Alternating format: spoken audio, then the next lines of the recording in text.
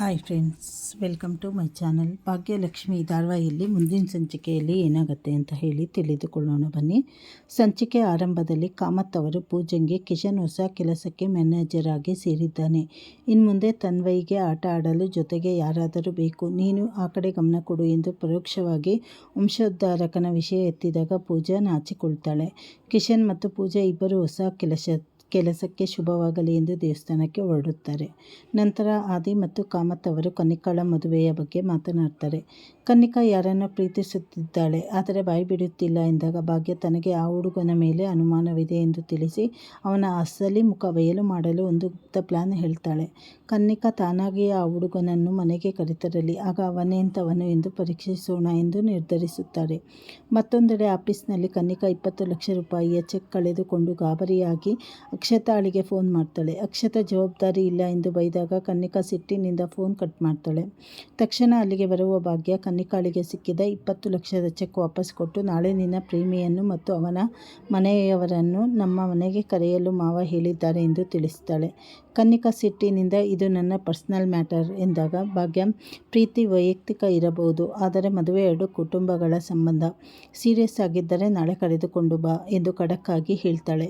ಇತ್ತ ಆಫೀಸ್ನಲ್ಲಿ ಅಕ್ಷತಾ ಮತ್ತು ಅವಳ ಸಂಬಂಧಿ ವೈಭವ ಕನ್ನಿಕಾಳನ್ನು ಮದುವೆಯಾಗಿ ಆಸ್ತಿ ಲೂಟಿ ಮಾಡಲು ಪ್ಲಾನ್ ಮಾಡುತ್ತಿರುತ್ತಾರೆ. ಮನೆಯಲ್ಲಿ ಭಾಗ್ಯ ಆಸಕ್ತಿಯಿಂದ ಹೊಸ ಡಿಸೈನ್ ಮಾಡುತ್ತಿರುವುದನ್ನು ಹಾಗೂ ಆದಿ ಅವಳನ್ನು ಹಾಸ್ಪಿಟಲ್ಗೆ ಕರೆದುಕೊಂಡು ಹೋಗಲು ಆಫೀಸ್ನಿಂದ ಬೇಗ ಬಂದಿರುವುದನ್ನು ನೋಡಿ ಮೀನಾಕ್ಷಿ ಕೋಪದಿಂದ ಉರಿದು ಹೋಗ್ತಾಳೆ.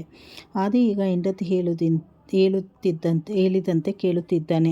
ಭಾಗ್ಯ ತನ್ನ ಬೇಲಿ ದಾಟುತ್ತಿದ್ದಾಳೆ. ಹೀಗಾದರೆ ನಮ್ಮ ಅಸ್ತಿತ್ವವೇ ಹೋಗುತ್ತದೆ ಎಂದು ಮೀನಾಕ್ಷಿ ಕದ್ದಲಿಕೆ ಮಾಡುತ್ತಾ ಮನದಲ್ಲೇ ಶಪಿಸ್ತಾಳೆ.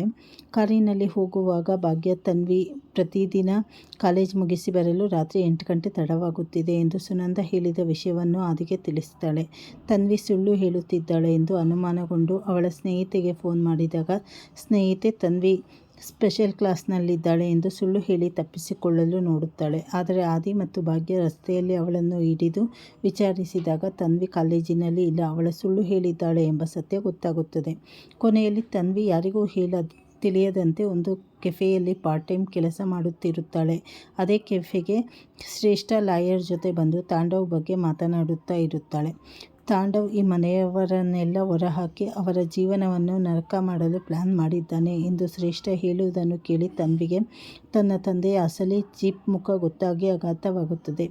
ಶ್ರೇಷ್ಠ ಲಾಯರ್ ಮುಂದೆ ತನ್ವಿಯ ಬ್ರೈನ್ ವಾಶ್ ಮಾಡಿ ತನ್ನ ಹಿಡಿತದಲ್ಲಿ ಇಟ್ಟುಕೊಂಡಿದ್ದಾನೆ ಎಂದು ನಿಂದಿಸಿದಾಗ ತನ್ವಿ ನೇರವಾಗಿ ಶ್ರೇಷ್ಠಳ ಮುಂದೆ ಬಂದು, ನಾನು ಇನ್ನೊಬ್ಬರ ಜೀವನ ಹಾಳು ಮಾಡಲ್ಲ, ನಿಮ್ಮಷ್ಟು ಚೀಪ್ ಲೆವೆಲ್ಗೆ ನಾನು ಇಳಿಯಲ್ಲ ಎಂದು ಧಮಾಕಿ ಹಾಕ್ತಾಳೆ.